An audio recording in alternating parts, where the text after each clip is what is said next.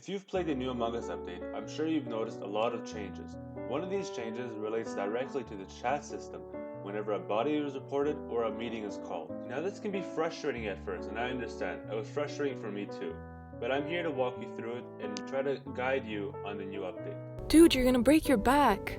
So if you look at the bottom right, there's a meter that looks like a semicircle with a red triangle on top. This is the new chat feature. Clicking on this button opens up the wheel panel with all the possible chat options. And at first it looks really intimidating, but don't worry, I'm here to walk you through it. At the end of the video, you'll be a master at this. In total, there are 7 categories of questions, which each break down into more specific questions or statements. The first one we're going to go through together is accusation. Now this is an incriminating statement. Now all we see here is a bunch of A's and B's with words in between. This doesn't make much sense at first until we realize what these letters mean. A and B are just subnames for actual people. They're kind of like variables in math. So A can be any person and B can be another. In a sense, if you saw dummy 1 kill dummy 2, you would click on A killed B, which opens up a new panel with all the current players. Now you can fill in the blanks. First you click dummy 1 and then dummy 2. Now at the bottom of the screen where we originally used to type in our chat, our auto-filled sentence appears. If you're happy with what you wrote, you can press on the arrow on the right side to enter your message. Every other statement works the same. You need to fill in the blank with the name of the person you want to incriminate. The second item on our list of prompts is crew. This opens up, just like before, all of the names of the current players in the game.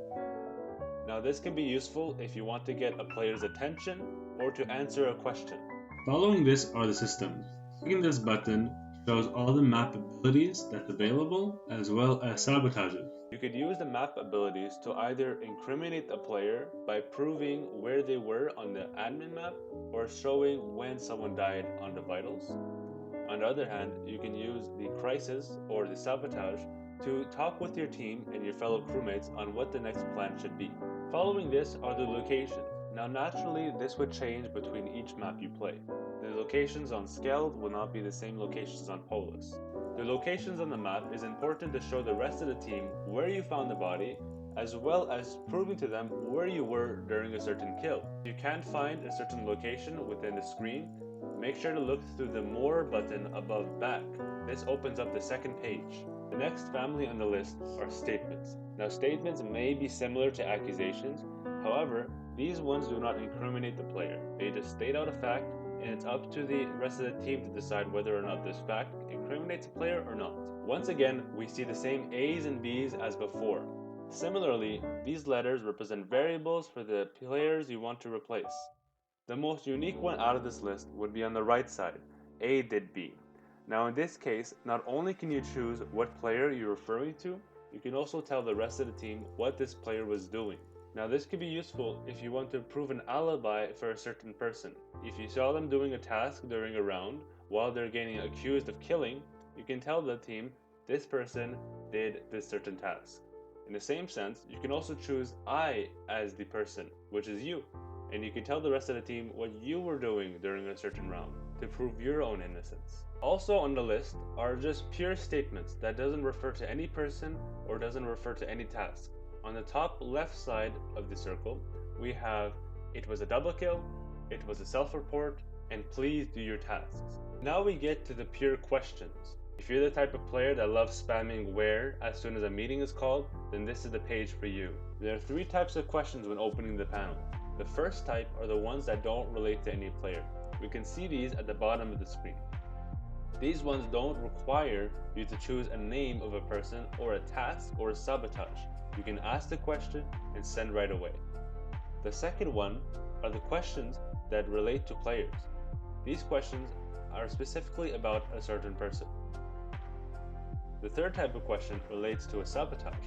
If you want to understand who fixed the lights, you could write on the top left, who fixed A.